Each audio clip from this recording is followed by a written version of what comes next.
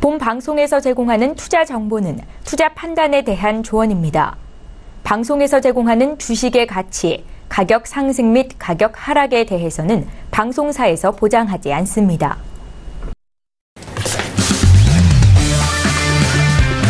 네, 안녕하세요. 해외 선물 신세계 오늘 함께할 MC 김민재입니다. 추석 연휴 동안 국내장은 한숨 쉬어가는 시기였지만 해외 선물 시장은 분주하게 움직였는데요. 미중 보복관세 발효를 시작으로 원유 재고 발표와 FOMC 금리 인상까지 시장에 큰 영향을 미치는 굵직한 이벤트들이 진행됐습니다. 특히 미국의 9월 금리 인상은 이미 예상했던 대로 이루어진 가운데 미 연준이 내년에 3차례 금리 인상을 예고했는데요. 이런 내용들이 시장에 어떻게 작용하고 앞으로 어떤 영향을 미칠지 오늘도 신세계와 함께 하시면서 발빠른 정보와 함께 그리고 시장의 흐름까지 꼼꼼하게 챙겨보시기 바라겠습니다.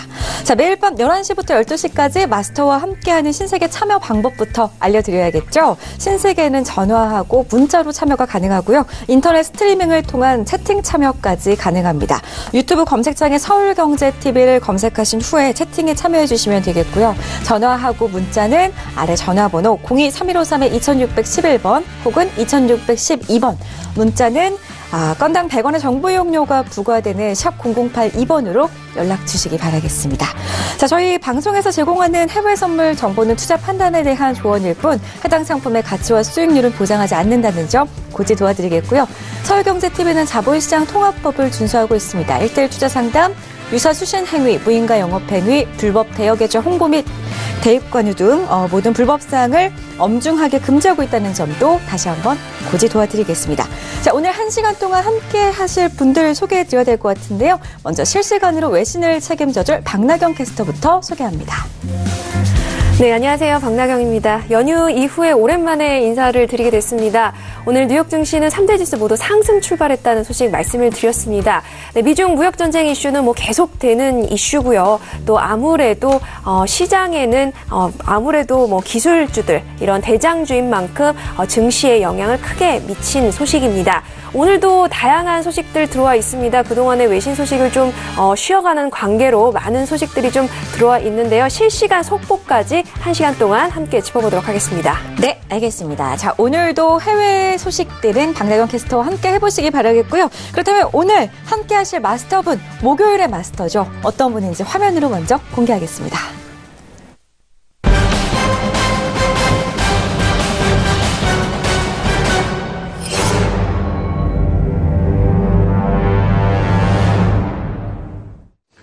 네, 오늘 함께 하실 마스터는 절제 마스터님입니다. 인사부터 나눠볼게요. 안녕하세요. 네, 안녕하십니까.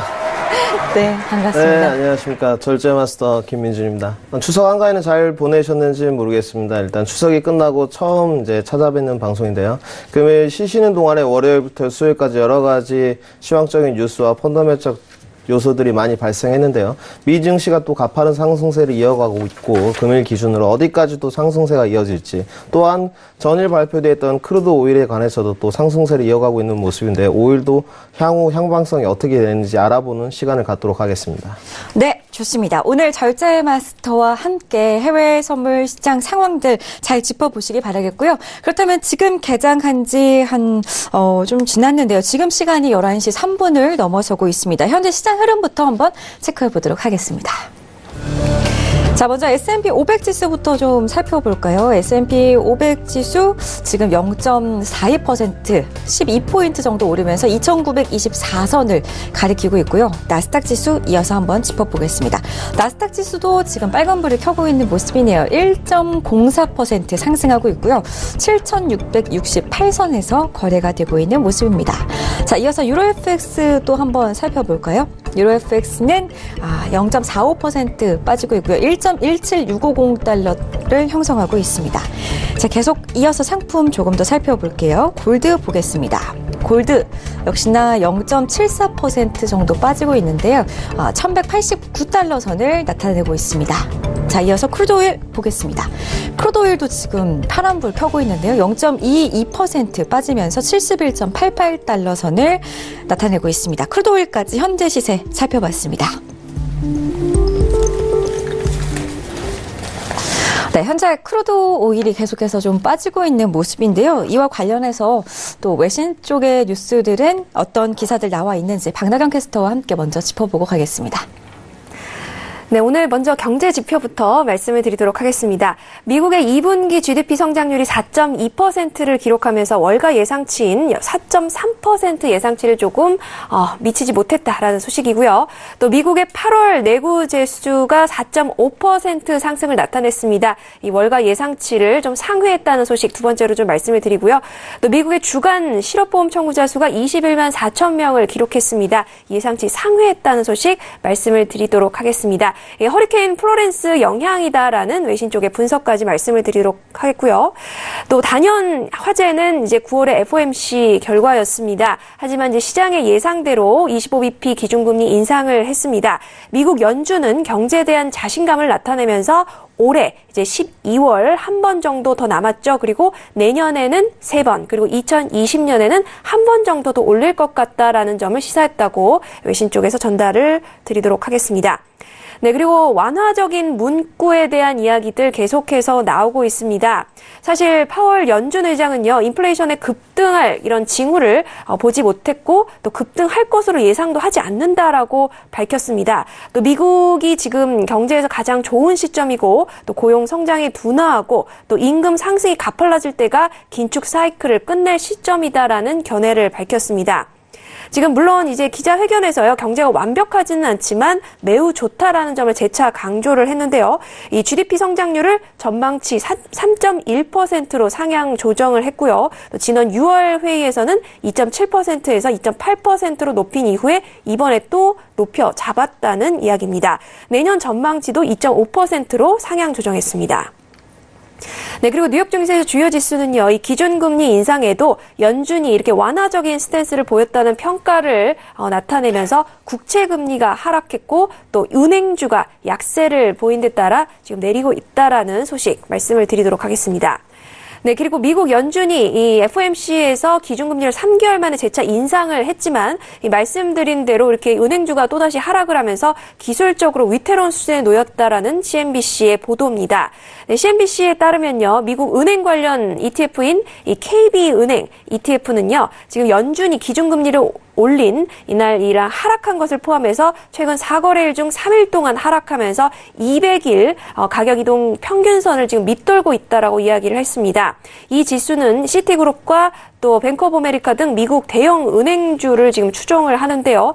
또 다른 은행 ETF KRE 이 지역은행 ETF도 4거래일 연속 하락하면서 금리 인상 혜택을 좀 누리지 못하고 있는 상황입니다. 지금 올해 은행주들의 주가가 부진한 흐름을 이어가면서 위태로운 상황에 놓이게 됐다라고 전문가들은 이야기를 하면서 연준의 다음 움직임으로 은행주가 탄력을 받을지 급락할지가 결정이 될 것이다라는 전망도 내놨습니다. 네, 그리고 미국 증시가 이렇게 과열될 조짐을 보이는 가운데 선별적으로 투자해서 이 기회를 찾아야 한다는 진단이 나왔습니다.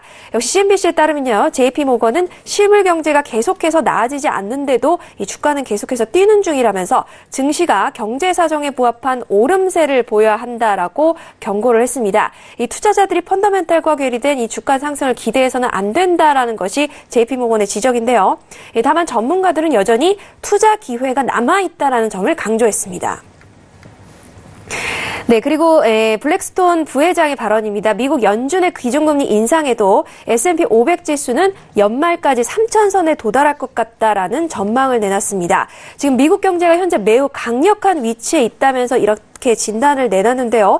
이 기준금리 인상으로 초단기 금리가 상승을 하면 금융기관이 일반적으로 기업 등의 이런 고객에게 전가하는 연준 차입 비용이 늘어납니다. 이는 기업이 자금을 조달해서 성장 동력을 얻는 것을 어렵게 하기 때문에 이 주가 하락으로 이어질 수 있는데요. 이 기업 실적 호조와 또 강력한 경제 여건으로 S&P 500 지수가 3,000선을 달성할 것이다라는 이야기를 강조했습니다. 네, 그리고 연준이 기준금리를 인상하는 날에는 역사적으로 달러가 하락한다는 분석이 나왔습니다. 하지만 이번에는 좀 엇갈렸다라는 이야기인데요. 사실 이제 역사적으로 연준이 금리를 올리는 날에는 약세, 그리고 다음 날 손실을 회복하는 패턴을 보여왔다라고 이야기를 하고 있습니다. 이렇게 FOMC 금리 결정일에 달러를 매도하고 또 다음 날 이를 매수하는 전략이 유용하다라는 설명인데요. 지금 이제 2017년 3월 그리고 올해 6월 회의 동안에 6차례 금리 인상에서 이 달러화가 주요 통화에 대해 하락한 때는 5차례가 있었습니다. 하지만 지금 이번에는 좀 이번 패턴을 유지하지 못했다라고 이야기를 했습니다. 네, 또 연준이 9월 FOMC 성명에서 accommodate라는 이 완화적이라는 단어 문구를 삭제하면서 그 의미에 좀 관심이 집중되고 있습니다. 이 통화정책 입장이 완화적으로 남아있고 또 그렇게 함으로써 강한 고용시장의 상황과 또 물가상승률 2%의 이런 지속적인 회복을 지지할 것이라고 설명해왔지만 이달 성명서에는 이 문구를 지금 삭제를 했습니다. 그동안에는요, 이 문구가 삭제될 경우에 기준금리가 중립금리 수준에 가까워져서 금리 인상이 중단될 수도 있다는 시그널로 봐야 한다라는 이야기가 계속 나오고 있는데요. 하지만 지금 이 부분에 대해서 정책 변화를 나타내는 것은 아니다라고 이 파월 의장이 이야기를 했습니다. 사실 완화적이라는 표현이 더는 정책과 관련해서 어떤 중요한 부분을 설명해 줄 수 없기 때문이다라고 큰 의미를 부여하지 말 것을 이야기를 했는데요. 외신들에서는 연준이 금리 인상 사이클의 막바지에 들어섰다. 또 단순히 해석하기에는 좀 무리가 있다라고 말하면서 이 해당 문구 삭제에 대한 이야기 계속해서 분분한 의견 나오고 있다고 전했습니다. 또 한편 UBS에서는요, 파월 의장이 미국 기준금리가 중립에 근접했다고 생각한다. 그렇기 때문에 이런 결정과 또 이런 발언을 내놓았다라고 이야기를 했습니다. 한편 미국의 지금 부채가 계속해서 증가하고 있다는 소식입니다. 10년 후에는 1,000조 원이 넘을 것 같다라고 이야기하고 있는데요. 이 트럼프 대통령은 계속해서 미국 경제가 굉장히 탄탄하다라는 점을 트위터에서도 재차 강조를 하고 있습니다. 또 지수 역시 계속해서 고점 경신을 이어가고 있는데요. 하지만 부채는 계속해서 늘어가면서 이에 대한 부담이 미국 국민에게 큰 영향을 줄 것이다라는 이야기도 나오고 있습니다. 한편 트럼프 대통령은 계속해서 연준의 금리 인상을 비판해온 만큼 이번에 금리 인상을 달갑지 않다라고 unhappy라는 표현을 썼습니다. 네, 그리고 미국과 멕시코가 또 무역협정을 곧 발표할 예정에 있습니다. 또 캐나다가 추후 합류할지에 대한 부분이 또 지금 아직 결정되지 않은 상황인데요. 이 트럼프 대통령은 나프타 관련해서 캐나다와의 협상이 계속해서 좀 지지부진, 또 계속해서 느린 행보를 보이는 것에 대해서 불만을 지금 내놓고 있는 상황입니다. 아직 끝나지 않은 나프타 협정, 앞으로 어떤 상황으로 전개될지 추이가 집중되고 있습니다. 네, 한번 트럼프 대통령은요, 지금 일본과 양자 회담을 갖고 또 이스라엘 장관 그리고 영국의 또 총리와도 지금 계속해서 양자 회담을 이어왔습니다. 일본과 무역 협상이 진행 중이다라고 이야기하면서 조만간 만족할 만한 결론을 얻을 것 같다라는 이야기 내놨습니다. 또 중국은요, 미국의 압박에 대해서 이 결상전 의지를 계속해서 강조를 하고 있습니다. 중국은요, 지금 미국과의 지금 무역전쟁이 끝나지 않은 이슈인데 계속해서 그 분쟁에 대한 위험도가 증가하고 있습니다. 이 트럼프 대통령이 중간선거 개입설, 중국이 개입했다라는 이야기를 하면서 이 분위기가 좀 계속해서 좀 어두운 국면으로 가고 있는데요. 과소평가를 하지 말라 하면서 끝까지 투쟁할 의지를 재차 강조했습니다. 네, 미중 무역전쟁이 장기화되면서 중국 경제는 타격을 입고 있습니다. 기업 부채가 계속해서 증가하고 있고요. 증시 상황도 계속해서 좋지 않은 상황 이어가고 있습니다. 반면에 미국 증시는 계속해서 호황세 이어가면서 이 트럼프 대통령의 힘을 더 실어주고 있다는 분석입니다. 마지막으로 유가 관련 소식입니다. 유가가 100달러를 향해 갈 것이다라는 이야기 나오고 있습니다. 11월 중간선거 그리고 이란에 대한 오일 제재 부분이 가까워지면서 계속해서 오일 가격 상승 예상되고 있는 상황인데요. 또 호주 달러 상승에 또 훈풍 이어간다라는 소식까지 전달드리면서 자세한 이슈는 오일 관련 소식 때 말씀드리도록 하겠습니다. 네, 알겠습니다. 덧붙여서 오늘 발표된 미국 2분기 GDP 성장률이 4.2%로 시장 예상치인 4.3%는 조금 못 미치지만 4년 만에 최고치를 기록을 했다고 하는데요. 연준 기준금리 인상 이후에 외신 쪽에서는 어떤 이야기들이 나오고 있는지 박나경 캐스터와 함께 살펴봤습니다. 자, 앞으로도 지수와 상품에 어떤 영향을 이어갈지 퓨처스 이슈톡 업앤다운 통해서 자세히 살펴보도록 할 텐데요. 먼저 오늘 이슈부터 화면으로 확인해 보겠습니다.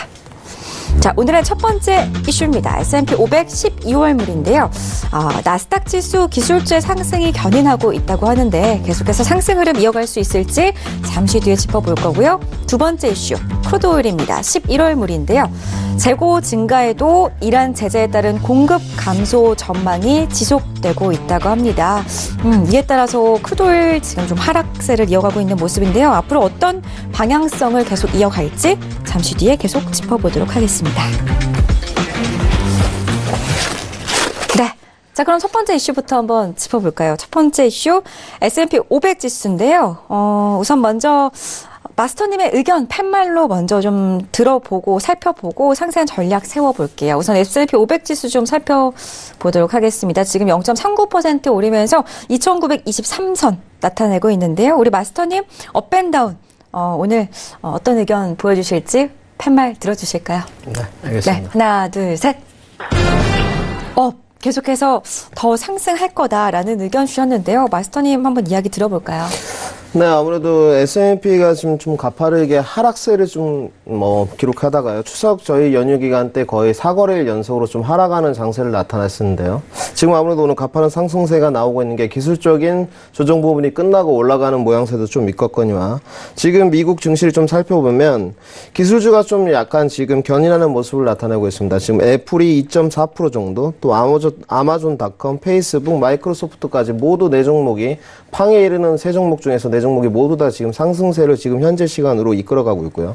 아무래도 2930선까지는 무난하게 S&P도 지금 금일 기준으로는 올라가지 않을까 이렇게 판단하고 있습니다. 하지만 마지막 1차 저항선인 2933포인트에서 이 부근을 강하게 돌파하지 못한다면 2933포인트 부근 정도에서 하락세가 이어지지 않을까 이렇게 판단하고 있습니다. 네, 알겠습니다. 자, S&P 500 지수에 대한 의견 살짝 나눠봤는데요. 그러면은 포지션도 좀 여쭤볼게요, 마스터님. 어느 쪽으로, 그럼 계속 상방적으로 좀 무게를 두고 대응하면 될까요? 네, 아무래도 S&P 같은 경우는 1차 지금 저항선이 2930라인에 포진하고 있는 듯한 모습인데요. 2930라인까지는 아무래도 무난하게 지금 미증시의 순풍을 지금 얻고서 오늘을 기준으로는 상승할 것으로 보여집니다. 하지만 아까 말씀드렸듯이 2933포인트를 강하게 돌파하지 못한다면 이 부분의 1차 저항선 부분을 막고 다시 매도세가 조금 이어지지 않을까 이렇게 판단을 하고 있습니다. 현재 부분에서는 아무래도 매수 조건이 좀 더 유리할 것 같고 2922라인 정도 왔을 때 매수 조건을 좀 하셔서 소폭의 약수익 구간을 확보하시는 게 좋은 전략으로 판단되고 있습니다. 네, 지금 계속 2923라인, 24라인을 왔다 갔다 하고 있는데요. 그렇다면은 1차 2930라인까지는 무난하게 상승이 나올 것 같다. 2933포인트가 강하게 돌파가 나오지 못한다면은 하지만 좀 매도세로 이어질 거다라는 말씀까지 좀 참고를 하시면 좋을 것 같고요. 현재는 그렇기 때문에 매수 접근이 유리하다라는 이야기 참고하시면 좋겠습니다. 자, 그렇다면 나스닥도 이쯤에서 좀 한번 짚어봐야 될 것 같은데요. 나스닥 지수 역시나 지금 S&P 500 지수와 마찬가지로 상승세를 이어가고 있는데요. 이 상승 탄력 계속해서 이어질까요? 네, 나스닥 같은 경우도 아무래도 많이 시청자들이 궁금해하실 것을 좀 판단되는데요. 오늘 좀 분석을 해봤는데 일단 1차 저항선 부근이 이미 돌파한 것으로 판단되고 있습니다. 1차 저항선 부근이 7,645포인트 부근이었는데요. 이미 7,645포인트를 돌파한 상황이고 2차 저항선이 마지막 남은 선이 7,700포인트입니다. 과연 7,700포인트까지 오를 것인가 이게 지금 궁금증으로 나아지고 있는데요. 금일 기준으로 아무래도 7,700선까지는 무난하게 도달하지 않을까 이렇게 판단하고 있습니다. 나스닥 기술주 같은 경우는 지금 상승세는 지속적으로 이어갈 것으로 판단하고 있고 미증시에 관한 무역 분쟁에 관한 관세 부과 우려는 이미 선반영대에서 거의 아랑곳하지 않는 모습으로 좀 판단되고 있습니다. 그래서 금일 7,700포인트까지는 지금 눌림시 매수 접근을 하시는 게 아무래도 좋은 전략으로 좀 판단되고 있습니다. 네, 알겠습니다. 나스닥 지수까지 짚어봤는데요. 나스닥 같은 경우에는 1차 저항선이 7,645포인트 돌파를 했기 때문에 계속해서 좀 상승이 나와줄 거다라는 이야기를 들어봤습니다. 2차 저항선 7,700포인트 돌파가 나올지 살펴보시면서 계속해서 우리 절제 마스터와 함께 해보시면 좋을 것 같은데요. 자, 그렇다면은 이제 이어서 다음 또 이슈를 체크를 해봐야겠죠. 우선 다음 이슈 체크해보기 전에 외신 쪽에서는 어떻게 판단하고 있는지 박나경 캐스터의 의견 듣겠습니다. 네, 지금 뉴욕 증시 3대 지수 상승 출발했다는 소식 말씀을 드렸습니다. 제목에서 보시다시피 애플주가 기술주를 견인하면서 오늘 이제 상승 출발했다는 소식인데요. 이제 애플사뿐만 아니라 모든 기술주들이 오늘 좋은 호실적으로 출발을 했습니다. 아마존도 그렇고요. 빵주들이 계속해서 좋은 성적을 보이면서 오늘 상승을 이끌었고, 단연 이슈는요. 아무래도 기존금리 25bp 인상했던 9월 FOMC 결과입니다. 이 부분은 워낙에 좀 예상이 돼 있던 부분인 만큼 또 이제 시장에 큰 영향은 있진 않았다라고 이야기를 하고 있고, 12월에 한 차례 더 금리 인상이 있을 것이고, 내년에는 3번, 그리고 후년 2020년에는 한 번 정도 더 있을 것 같다라는 연준 의장의 발언이 있었습니다.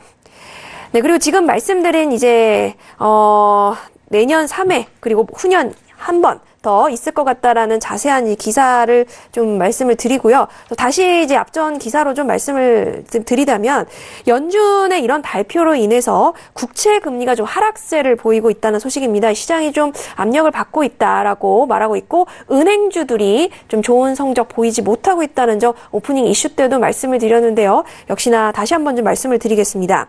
미국과 중국의 무역 전쟁 이슈는 끝나지 않고 오히려 고조되는 분위기입니다. 11월 중간 선거를 앞두고 트럼프 대통령이 중국의 개입설을 제기를 하면서 계속해서 그에 대한 분위기가 좀 어두워지고 있는데요. 아무래도 이제 유엔 총회 연설에서도 중국을 지목을 했습니다. 네, 그리고 이제 중국 관영 매체 이제 트럼프 대통령을 비난했던 이 부분에 대해서 계속해서 발끈한다라는 소식을 하면서 지지층을 좀 달래려는 의도로 보인다라고 이 외신 쪽에서는 좀 보고 있고요. 반중 정서가 좀 고조될 우려가 나오고 있다라는 외신 쪽의 또 이야기들이 나오고 있습니다. 그러면서 시진핑은 이제 더 이상 내 친구가 아니다. 라고, 사실 그에 대한 증거가 있지만 지금은 밝힐 때가 아니다라고 트럼프 대통령 이야기하고 있고요.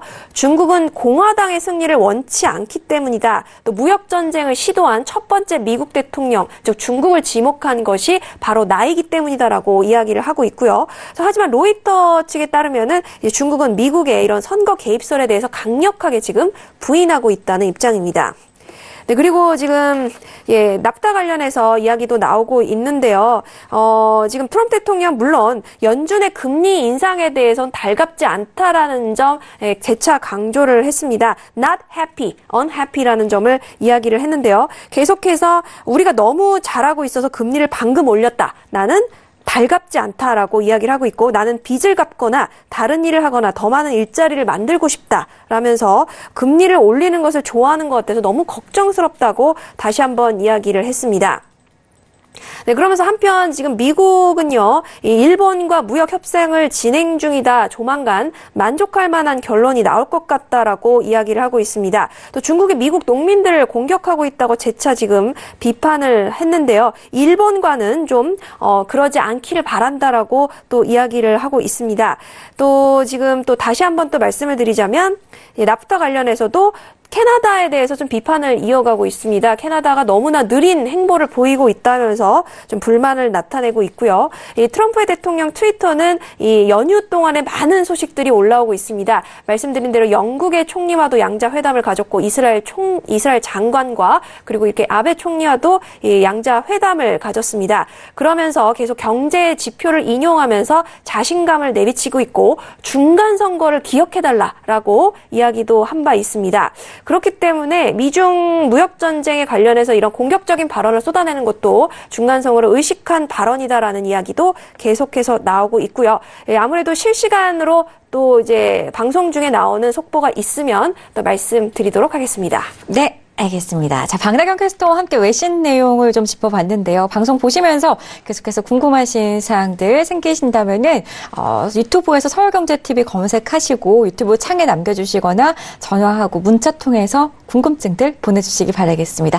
자, 이쯤에서 이슈 토크 두 번째 가기 전에 한번 여러분들의 궁금증 풀어드려야 될 것 같은데요. 첫 번째 시청자분의 궁금증부터 살펴보겠습니다. 휴대전화 뒷번호 5955님께서 마스터님, S&P 500 지수를 2,932에 매도로 한 계약을 들고 있는데요. 수익 보고 나서 매수 스위칭하는 게 좋을까요? 라고 하십니다. 지금 S&P 500에 대한 질문이 들어왔거든요. 마스터님 의견 어떠신가요? 네, 나쁘지 않은 전략 같습니다. 지금 2,932포인트에 지금 매도를 잡으신 거 보니까 좀 구력이 되신 분 같으시고요. 굉장히 합리적인 사유로 지금 진입을 하신 것 같은데, 근데 좀 왜 수익 실현을 안 하셨는지 좀 의구심이 좀 생기려고 합니다. 지금 보니까 시간대가 오전 중에 좀 매매를 하신 것 같은데, 2,932포인트에서 지금 수익 구간인 시기 때문에 아무래도 수익 실현을 좀 하시고, 일단은 지금 2,922 라인이 무너지기 전까지는 아무래도 지금 지속적으로 지금 매수세가 좀 이어질 것으로 판단하고 있기 때문에 수익 실현을 좀 하시고 난 다음에 관망을 좀 하시든지 아니면 매수로 좀 스위칭을 하셔서 2,930 언저리까지는 수익 구간을 확보하시는 것도 좋은 전략으로 판단되고 있습니다. 알겠습니다. 매도로 잘 잡으신 것 같다라고 하는데요. 계속해서 이어서 어떤 전략을 취하시면 좋을지에 대한 답변까지 들어봤습니다. 자, 계속해서 궁금증들 지금 올라오고 있는데요. 다음 궁금증도 한번 가볼까요? 유튜브에 차지원님께서 기술주가 빠지다가 반등이 나오는데 단기적일까요? 아니면은 한동안의 상승이 이어지는 걸까요? 라고 하시네요. 이 부분 많은 분들이 궁금해하실 것 같은데요. 단기적인 반등일까요? 네, 그렇게 보지는 않습니다. 늘 말씀드렸지만 지금 나스닥하고 S&P 같은 경우는 지속적으로 지금 일봉상 차트를 보더라도 저점과 고점이 높아가는 지금 모양새를 보여주고 있고요. 기술주에 대한 반등이냐, 뭐 조종세냐 이런 의견들이 분분한데 늘 조종선이 있어 왔습니다만은 기술주에 대한 하락세를 보기는 좀 힘든 상황이고, 미중 간의 무역 분쟁이 지속적으로 있을 때마다 약간의 조종세 또 소폭의 하락세는 있었지만 결국은 상승세를 이어가고 있었는데, 이것은 결국 미국의 경제 지표들이 완연하고 지금 완고한 면을 좀 보여주고 있고, 그만큼 미국의 경기 상황이 좋다는 것을 반영한다고 이렇게 보여지고 있습니다. 금일 또한 나스닥의 여러 가지 좀 기술주들이 뭐 아마존부터 시작해서 애플까지 상승세를 이어가고 있는 것으로 판단되어서 기술주는 앞으로 더더욱 상승세를 좀 이어갈 것으로 판단하고 있고요. 지금 미중 무역 분쟁에 관해서는 이미 학습 효과 내지는 선반영 효과가 너무나 많아서 앞으로 큰 영향을 받지 않을 것으로 판단하고 있습니다. 네, 알겠습니다. 단기적인 상승이 아니라 앞으로도 계속해서 상승세를 이어갈 거다라고 짚어주셨는데요. 그러면은 시장이 이제는 무역 전쟁에 어느 정도 좀 면역이 된 거다라고 짚어볼 수가 있는 거겠죠? 네, 미중 무역 분쟁은 늘 말씀드리지만 단기적으로 해결될 소재는 아니라고 판단하고 있습니다. 모든 전문가들이 이 부분에 관해서 의견이 없을 것으로 판단하고 있고요.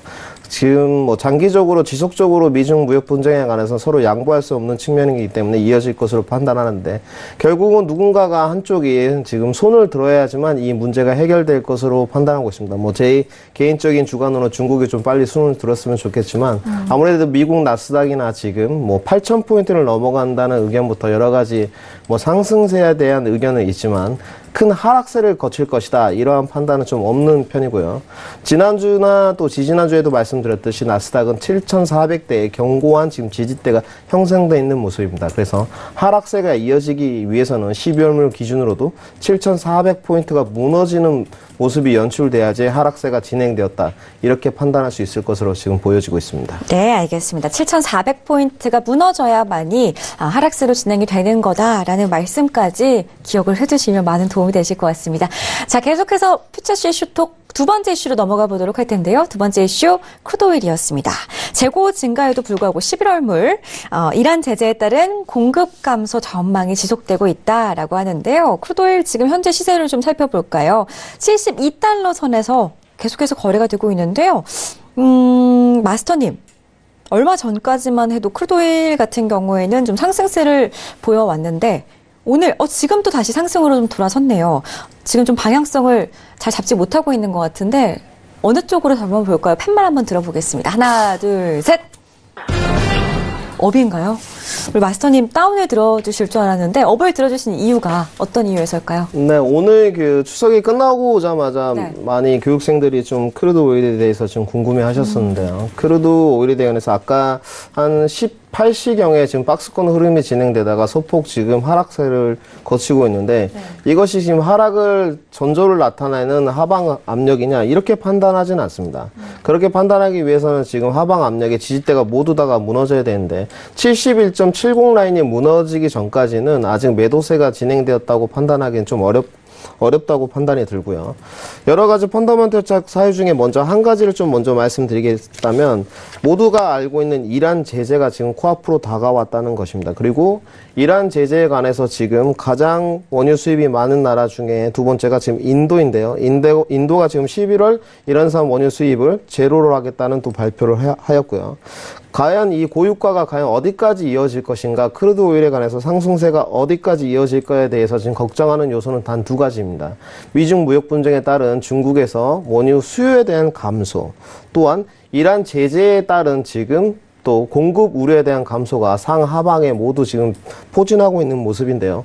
결국적으로 어느 게 좀 더 펀더멘털적 요소가 지금 상승세를 이끄느냐 하락세를 이끄느냐 이런 것이 지금 초미의 관심사인데 저는 조금 더 상승세는 이어갈 것으로 판단하고 있습니다. 지금 마지막 2차 저항선인 전일 기점으로 보자면 72.78 라인이 강한 지금 지지 포인트인데요. 72.78포인트를 넘어간다면 75불 근처까지는 상승세를 좀 이어가지 않을까 이렇게 판단하고 있고, 금일 데일리 기준으로 하락세가 조정세가 좀 나오기 위해서는 71.70 라인이 무너지고 결국은 71분이 무너져야지만 하락세를 좀 거칠 것으로 판단되고, 또 하락세가 이어지더라도 70불 때는 무너지지 않을 것으로 판단하고 있습니다.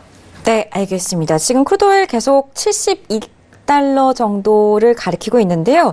71.78달러가 강한 지지 포인트다라는 이야기를 들어봤습니다. 71.78달러 넘어가면 75불까지도 계속 볼 수 있다. 71.70이 무너지기 전까지는 매도세가 진행되는 걸로 보기는 어렵다라는 이야기를 좀 들어봤는데요. 이란 제재가 계속해서 남아있기 때문에 상승이 지속될 거다라는 이야기를 들어봤습니다.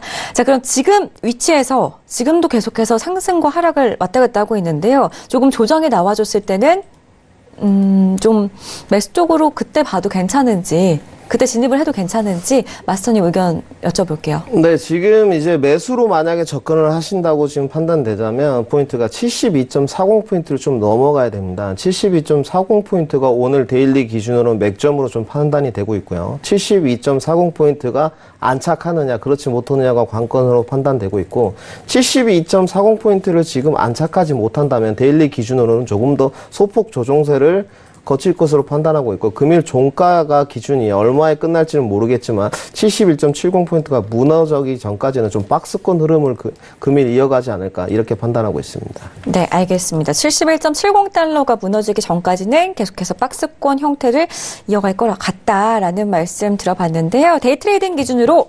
72.40달러가 넘어가야만이, 안착돼야만이 오늘 매수 진입을 하는 게 좀 더 현명한 투자 전략으로 보인다라는 이야기까지 참고하시면 좋겠습니다. 자, 그렇다면 이와 관련해서 또 외신 쪽에서는 어떤 이야기들 들려오고 있는지 박나경 캐스터.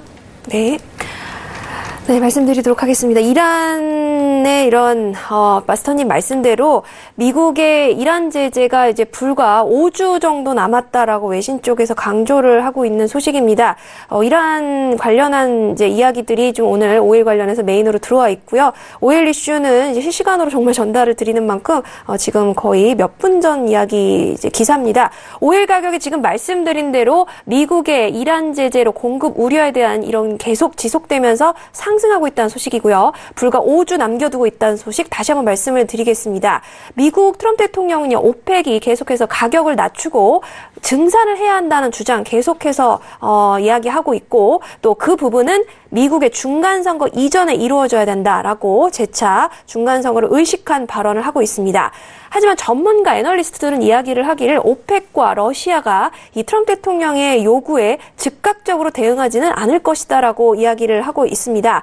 그리고 한편 미국의 에너지 장관 릭 페리 같은 경우에는 미국이 이란 제재에도 이 전략 비축유를 풀지는 않을 것이다라고 이야기를 한 바 있습니다. 이 가격 하락을 위해서 그 방법은 지금 고려하고 있지 않다라고 이야기를 한 바 있고요. 네, 한편 지금 이제 브렌트유 가격 상승하고 있는 소식 계속해서 들려오고 있고요. 또 한편 이제 한 기관에서는요, 아무래도 기술적으로 그리고 펀더멘털적으로 계속해서 가격 상승을 향해 가고 있는 전망 나오고 있다라고 하면서 다음 주 그리고 계속해서 이어지는 향후 몇 주 동안 계속해서 이 추세는 이어질 것이다라고 전망을 하고 있습니다. 그리고 $100 배럴당 가능하다라는 이야기까지 나오고 있습니다. 이미 80불을 경신한 바 있고요. 또 이머징 마켓들, 이런 마켓들이 계속해서 지금 고점을 향해 가고 있는 이 부분에 힘을 더하고 있다라고 이야기하고 있습니다. 아무래도 오일 수요적인 부분에도 압박이 들어갈 것이고요. 아시다시피 이 오일이 달러로 거래되기 때문에 미국의 지금 강한 호황세와 달러 강세가 또 수요를 누르고 또 이머징 마켓에도 지금 위기를 가져오고 있는 상황입니다. 그리고 계속해서 이 수요와 그리고 공급적인 문제 때문에 이제 당연히 가격이 상승할 것이다라는 이야기 나오고 있고요. 지금 이란 제재 때문에 하루 50만 배럴 지금 감소하고 있다라는 이야기 계속해서 나오고 있고 오늘도 좀 말씀을 드리도록 하겠습니다. 사실 이제 이란은요, 이 오펙의 3대 이제 세 번째 산유국인 만큼 지금 5월 달에 2018년도 지금 피크를 찍었습니다. 하지만 계속해서 지금, 이제 세계 수요의 소비의 3%를 거의 차지하는 비중이었는데, 지금 위기를 겪고 있으면서 이에 대한 비중이 좀 줄어가고 있다라고 이야기 나오고 있고요. 앞서 오프닝 이슈 때도 말씀드렸지만, $100 경신도 가능할 것 같다라는 이야기가 아무래도 11월이 다가오면서 불안감 속에 계속해서 다양한 기관들, 또 미쓰비시 쪽에서도 좀 이야기를 하고 있습니다. 또 그 외에 지금 오펙이 과연 이란 제재에 대비해서 증산을 할 것이냐, 또 한다면 얼마만큼 협조할 것이며 그 양은 얼마나 될 것이냐라는 부분도 의견이 지금 분분하고 있습니다. 이 부분에 관련해서 계속해서 이야기 나오고 있고요. 또 미국이 지금 계속해서 증산을 하고 있는 상황입니다. 하지만 이제 원유 재고 부분이라든가 또 증산 부분이 지금 이란의 제재 부분의 가격 상승을 좀 막지는 못하고 있는 것 같다는 이야기까지 전달드리도록 하고요. 또 계속되는 오일 속보 나오는 대로 말씀드리도록 하겠습니다. 네, 박나경 캐스터와 함께 지금 해외 시장에서는 크루드오일에 대해서 어떻게 전망하고 있는지 좀 분석 들어봤는데요. 삭소뱅크에서 기술적으로 펀더멘털적 전망은 가격 상승이 이어질 거다. 다음 주에도 계속될 거다라고 또 이야기를 들어봤는데요. 이에 대해서 마스터님 의견은 어떠신가요? 네, 저도 동일한 의견입니다. 기술주의 같은 경우는 지금 견고한 좀 상승세가 이어질 것으로 판단하고 있고, 이제 미중 무역 분쟁에 관해서 관세 부과 우려는 거의 다가 선반영된 재료라고 판단하고 있습니다. 여기서 지금 2,760억 달러의 관세 부가 좀 남아있는 상황인데요. 더더욱 중국이 지금 앞으로 악화되는 상황을 만들 것으로 판단은 되지는 않고, 중국적 지금 시황을 좀 찾아보자면 결국은 좀 장기적인 안목을 갖고 강경하게 대응해야 된다는 이런 지금 요소들이 좀 나오고는 있지만 결국은 미국이 승리하지 않을까 이렇게 판단하고 있고, 기술주들이 모두 다가 강세를 이어가고 있으며 견고한 지표 또 법인세 인하까지 더불어 또 트럼프에 대한 중간 선거 전략까지 더불어진다면 결국은 상승세는 추가적으로 이어갈 것으로 판단하고 있습니다. 그러면은 이제 다음 주를 좀 더 넘어서 중장기적인 관점까지 좀 더 여쭤볼게요. 어떻게 보시나요? 네, 저는 일단 금일 기준으로는 지금 목요일이고 내일이 금요일인데요. 네. 7,700포인트가 금주에 과연 찍을지 안 찍을지는 모르겠습니다만은 저는 7,900 라인까지는 좀 이어지지 않을까, 상승세가 이렇게 판단하고 있습니다. 지금 신세계에서 보여드릴 수는 없지만 여러 가지 페이스북이나 아마존 여러 가지 주가의 지지 기술적 포인트를 보자면 지금 하방 압력세보다는 상승 압력이 너무나 견고하기 때문에 이런 황해 주식들이 여러 가지 상승세를 이어갈 것으로 판단하고 있고, 또한 국내 주식을 좀 살펴보더라도, 국내 선물이라도 살펴보면은 미중 관세 부과에 대한 우려는 이미 사라진 것으로 좀 판단되고 있습니다. 국내 선물도 300포인트를 안착하는 모습을 지속적으로 좀 보여주고 있고, 국내 선물 남북경협지우 제약 바이오주 개별적으로 움직임이 있습니다만은 여러 가지 기술주에 대한 미증시 움직임과 더불어서 더더욱 상승세를 이어가지 않을까 이렇게 판단하고 있습니다. 네, 알겠습니다. 우리 마스터님의 이야기 들어봤는데요. 자, 지금 계속해서 많은 궁금증들을 올려주고 계시는데요. 골드와 관련된 궁금증도 눈에 띄고 있습니다. 지금 제이슨 제이님께서 절제님, 골드 박스권 이탈이 매도 추세로 바뀌는 건지 아니면은 저점 매수가 될지 궁금합니다. 라고 하시는데요. 여기에다가 플러스 문자까지 골드에 대한 질문 좀 살펴봐야 될 것 같은데요. 3016님께서 골드 매수로 $1,200 이하에서 모아가는 전략이 가능할까요? 라고 하시네요. 지금 골드가 저점이 생긴 건지 아니면은 추세가 새로 생긴 건지 많은 분들이 궁금해하시는 것 같아요. 우리 마스터님 어떻게 생각하시나요? 네, 일단 질문의 요지는 정확히 알 것 같고, 일단 이 신세계 지금 방송 나오기 전에 1200포인트에서 골드는 매도 진입을 했습니다. 금일 데일리 기준으로 거의 19시경에 지금 매도 진입을 해서 뭐 한 분이 지금 100택 이상 수익을 좀 남기셨는데요. 지금 결국은 저점에서 매수가 지금 전략이 유효하냐 이런 질문을 드렸기 때문에 먼저 저도 질문을 좀 드려보고 싶은 게, 저점 매수라고 판단하시는 기준이 어디인지 좀 묻고 싶습니다. 아직은 저점 매수가 유효하다 이럴 만한 지금 거의 뭐 어떤 지지 움직임이라든지 횡보 움직임이라든지 나온 흐름이 데일리 기준은 전혀 없습니다. 물론 하단의 마지막 남은 지지 라인이 1187포인트의 지지대를 형성하고 있는 것은 맞습니다만은, 아직까지 여기가 지금 또 무너질지 아니면 여기서 지지를 받을지 판단하기는 섣부르고요. 좀 며칠 더 흐름을 지켜보신 다음에 좀 저가 매수세가 들어오고 밑에 강력한 지지대가 형성된 다음에 좀 모아가시는 게 올바른 전략으로 판단되고 있습니다. 알겠습니다. 저점 매수가 유효하다라고 말하기에는 아직은 좀 이르다, 기준이 없다라는 이야기인데요. 1187달러의 강한 지지 확인이 필요하다라는 말씀까지 참고하시면 좋겠습니다. 자, 그렇다면 현재 시세 지금 어떻게 흘러가고 있는지 시세 먼저 좀 체크를 해볼까요? 보겠습니다.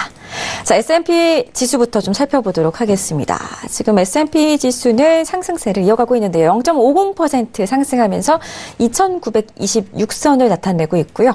나스닥 지수도 좀 살펴볼까요? 조금 더 강하게 오르고 있는 모습인데요. 1% 넘게 오르고 있습니다. 1.01% 오르면서 7,667.25달러에서 2호선에서 지금 마감이 되고 있습니다. 진행이 되고 있습니다. 자, 계속해서 유로 FX 좀 살펴봐야 될 것 같은데요. 유로 FX는 0.51% 하락하면서 1.17580달러에서 지금 형성되고 있고요. 골드 같은 경우에는 좀 전에 이야기를 나눴었는데요. 0.83% 하락하면서 1188선에서 거래가 되고 있는 모습입니다. 자, 마지막으로 크루드오일 보겠습니다. 크루드오일 같은 경우에는 다시 또 하락으로 돌아섰네요. 0.03% 빠지면서 72.02달러 선에서 거래가 되고 있습니다. 자, 이렇게 지금 현재 시세를 좀 살펴봤는데요. 질문 지금 계속해서 들어오고 있습니다. 3592님의 질문도 좀 살펴볼게요. 마스터님, 유로는 어떻게 보시는지 고견 부탁드립니다. 매도일까요? 네, 라고 하시는데요. 어떻게 보시나요? 고견까지는 좀 아니고요. 네. 예전은 지난주에 말씀드린 것 같습니다. 모두도 대다수의 전문가들이 유로를 좀 하방세를 좀 지속적으로 봤었는데, 저 혼자서 뭐 나홀로 지금 1.19포인트까지 상승세를 지금 지속적으로 바라보고 있었는데 조금 모자랐습니다. 지금 1.18 930 라인까지 거의 1.19까지 상승을 하다가 지금 하락세를 좀 나타내고 있는데, 아무래도 지금의 변곡점에 관해서 질문을 하신 것으로 좀 판단되고 있습니다. 과연 이것이 상승세를 나타내고 있다가 하방 조정세인지 아니면 하락으로 내려가는 지금 변곡점인지 이걸 물으신 것으로 보이는데요. 이것이 지금 하락세에 대한 징조다 이렇게 판단하기 위해서는 1.17500 라인이 강력하게 무너지는 지금 장세가 연출돼야 됩니다. 하지만 금일 기준으로 그런 모습은 좀 나오지 않고 있고, 지금 강력한 지지대는 1.17600 라인이 무너진 건 사실입니다만은 아직 유로에 관해서는 지금 여러 가지 시황을 좀 소개해드리는데, 간단하게 먼저 좀 소개를 해드리면, 유로가 지금 올라간 이유는 드라기 총재의 9월 통화정책회의를 먼저 좀 살펴봐야 됩니다. 이례적으로 인플레이션에 대한 자신감도 표출했고, 또 지금 채권 매입에 관한 만료 기준까지 변함이 없다 이런 등등의 사이로 강력하게 유로가 상승세를 이어갔었는데요.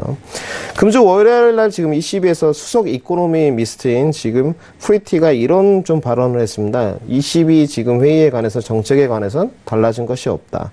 또한 임금 상승률은 여전히 적정 수준이다. 이런 지금 시황에 발표된 요소는 지금 주관적으로 아무래도 유로가 좀 가파른 상승세를 이어가기 때문에 좀 진정 효과를 보기 위한 것으로 좀 판단이 되고 있고요. 지금 유로 같은 경우는 강한 상승세를 이어가지 못하고 있지만 저는 지금 조정세라고 판단을 하고 있고, 지금 이 유로가 하락세로 지금 무너지기 위해서는 1.17200 라인까지 완연하게 무너진 다음에 매도 조건이 장기 추세로는 올바르다고 지금 판단되고 있습니다. 네, 장기적인 관점까지 세워주셨습니다. 유로 1.17500 라인이 무너져야만이 좀 매도로 볼 수 있다라는 말씀과 함께 좀 장기적인 관점에서는 1.17200까지 완전히 좀 무너져야만이 매도 쪽으로 보여지겠다라는 말씀이었는데요. 이와 관련해서 또 계속해서 궁금증들 남겨보시기 바라겠고요. 또 새로 들어온 질문도 한번 좀 살펴보도록 하겠습니다. 휴대전화 뒷번호 2384님께서 달러 전망도 부탁드려요. 중장기적으로 지속적인 하락 압력이 나올까요? 라고 하시는데요. 달러 인덱스 현재 94.315에서 거래가 되고 있는 모습인데요. 중장기적으로는 좀 지속적인 하락 압력이 나올 수 있을까요? 지금 오늘은 좀 반등이 나오고 있는 모습인데요. 마스터님은 어떻게 보시나요? 좀 길게 보고 계신가 봐요. 네, 중간 선거 전까지 늘 하락세를 이어갈 것이라 매주 이렇게 좀 말씀을 드렸고, 가장 강력한 지지대는 93.300 라인, 93.3불이 좀 무너지면 하락세를 더욱 이어갈 것이다, 이렇게 판단하고 있었습니다. 지속적으로 달러 인덱스 기준으로 하락세를 이어갔고, 지금 93.500 라인까지 좀 내리다가 지금 상승세를 이어가고 있는데요. 금일 기준으로 지금 판단을 좀 하자면 94.7불 라인이 94.7 라인이 넘어가기 전까지는 아직 추세가 좀 바뀌었다고 판단하긴 좀 이르다, 이렇게 판단을 드리고 싶고요. 달러 인덱스가 강한 상승세를 이어가기 위해서는 95불에 안착을 해야 되는데 95불 안착 흐름을 일단 판단을 하셔야 될 것 같고, 또한 여러 가지 펀더멘탈 요소나 시황 요소를 늘 말씀드리지만 미국의 중간 선거가 지금 다가오고 있고, 달러의 강세를 바라지 않는 트럼프의 지금 기조로 봤을 때 달러 인덱스가 조금 더 상승세를 이어가기는 어려울 것으로 판단하고 있습니다. 네, 달러에 대한 이야기까지 나눠봤습니다. 달러가 93.30이 무너지면 하락세를 이어갈 거다라고 말씀하셨는데요. 데이 트레이딩 기준으로는 지금 잠깐 반등은 나오고 있지만 94.7 라인을 넘기기 전까지는 지속 상승으로 보기는 어렵다라는 이야기까지 참고를 하시기 바라겠습니다. 자, 계속해서 궁금증 살펴볼게요. 휴대전화 뒷번호 7669님의 궁금증입니다. 자, 내일 국내 선물 매수 포지션을 예상하시는지 궁금합니다. 라고 하시는데요. 국내 선물 한번 살펴볼까요? 현재 303.15포인트를 나타내고 있습니다. 과연 내일도 계속해서 상승세를 좀 이어갈 수 있을까요, 마스터님? 네, 국내 선물도 내일 상승세를 이어갈 것으로 판단하고 있습니다. 네, 국내 선물에 관해서는 지금 아시다시피 남북 경협주와 더불어서 제약 바이오, 포스코의 엠텍부터 더불어서 여러 가지 지금 제약 바이오들이 상승세를 좀 이끌고 있는데요. 개별 종목군으로 흘러가는 흐름이지만 국내 선물에 관해서는 지금 300포인트를 안착한 모습이고, 국내 선물이 지금 매도세로 이어지기 위해서는 302.40 라인의 강한 지지대가 형성하고 있습니다. 또한 301.50 라인에도 강한 지지대가 형성되고 있기 때문에 매도 조건은 좀 피하시는 게 현명하실 것 같고, 또한 국내 증시의 특성상 국내 선물 또한 미국 증시의 영향을 강하게 받고 있습니다. 그렇기 때문에 미국 증시가 오늘 상승세를 이어가고 있기 때문에 내일 갭 하락이 크게 출발하거나 이런 모습은 나오지 않을 것으로 판단하고 있습니다. 네, 이렇게 해서 국내 선물까지 짚어봤습니다. 300포인트가 안착한 모습이다. 302.40의 강한 지지대가 보여지기 때문에 매도 접근은 좀 피하시는 게 좋겠다라는 점까지 참고를 하시면 많은 도움이 되실 것 같습니다. 저 오늘 시간이 정말 빠르게 갔어요. 평소에도 좀 이렇게 빠르게 가나요, 마스터님? 오늘 어떠셨어요? 네, 박나영 캐스터님이랑 김은혜 앵커님 있을 때도 빨리 갔고요. 오늘 김민재 앵커님도 새로 오셨는데 추석 끝나고 나서 여러 가지 시황적 요소들을 나누다 보니 시간이 빨리 간 것 같습니다. 네, 알겠습니다. 저희는 좀 추석 연휴에 좀 편하게 쉬었는데, 그쵸? 네, 저도 좀 편하게 쉬었습니다. 간만에. 좀 편하게 쉬었고, 다음 주에 좀 더 알찬 소식을 여러 가지 이어갈 수 있도록 준비를 좀 잘 해오도록 하겠습니다. 네, 알겠습니다. 다음 주에 또 절제 마스터님의 활약 기대해 주시기 바라겠고요. 우리 박나경 캐스터 어떠셨나요? 네, 5일 소식 관련해서 추가적으로 한 말씀 드리면서 마치도록 하겠습니다. 이 사우디가 이제 55만 배럴 정도 더 증산을 할 것 같다라고 이제 이야기 나왔다고 하는데, CNBC 보도인데요. 사실 공식적으로 얼만큼이다라고 발표를 하지 않을 것 같습니다. 이제 오펙과 이미 이제 합의를 한 바가 있기 때문이다라고 이야기하고 있고요. 이 사우디는 이제 원유 시장에서 이 중앙은행과 같은 역할을 하고 있다라고 이야기하고 있고, 12월 6일부터 7일까지 오펙 회의가 있는데, 그 전에 있을 이란 제재 부분이 시장에 어떤 영향을 끼치냐에 따라서 이 회의의 결과가 달라질 수 있을 것이다라고 예상을 하고 있는 상황입니다. 또 FOMC 이렇게 기준금리 25bp 인상을 하면서 이 세계 각국에도 좀 영향을 주고 있는 것 같다는 이야기 있는데요. 물론 뉴질랜드와 대만 중앙은행 같은 경우에는 기준금리를 위기를 좀 동결을 했지만 이제 필리핀 같은 경우도 좀 인상을 하고 있고요. 이머징 마켓들이 이러한 위기를 좀 극복하기 위해서 중앙은행의 금리를 통한 이러한 움직임을 꾀하고 있다라는 외신 쪽 소식까지 마지막으로 전달드리도록 하겠습니다. 네, 마지막까지 꼼꼼하게 외신 소식 들어봤는데요. 참고하시면 좋을 것 같고요. 이야기 나누다 보니까 벌써 시간이 이렇게 됐습니다. 오늘 방송은 여기까지만 진행을 하도록 하겠습니다. 저희 방송에서 제공해드리는 정보는 전문가들의 조언일 뿐 해당 상품의 가치와 수익률은 보장하지 않는다는 점 다시 한번 고지해드릴 거고요. 저희 서울경제TV는 자본시장 통합법을 준수하고 있습니다. 1:1 투자 상담, 유사 수신행위, 무인가 영업회 및 불법 대여계좌 홍보 및 가입 권유 등 이런 모든 불법 사항을 엄중하게 금지하고 있다는 점도 고지 도와드리겠습니다. 자, 저희는 내일 밤 11시에 다시 찾아뵙겠습니다. 고맙습니다.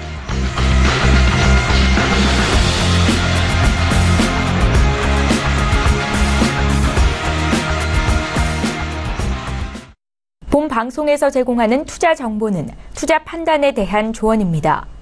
방송에서 제공하는 주식의 가치, 가격 상승 및 가격 하락에 대해서는 방송사에서 보장하지 않습니다.